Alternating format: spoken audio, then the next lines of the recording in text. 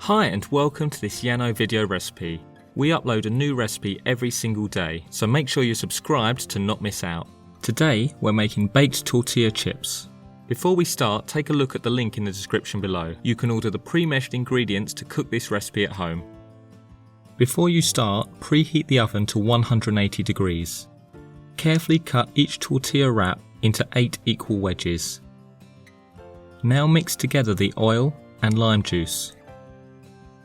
In a bowl, combine the chili powder, cumin and salt, set to one side.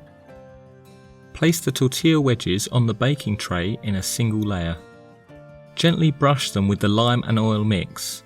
You want them moist but not wet. Now sprinkle the chili powder mix over the top and place the tray in the oven. After 7 minutes, rotate the tray and return for a further 7 minutes to ensure they cook evenly. You want the chips to be crisp but not too brown. Serve hot or cold as long as it's with a great dip. Thanks for watching and don't forget to like this video. We upload a new recipe every single day, so make sure you subscribe to not miss out.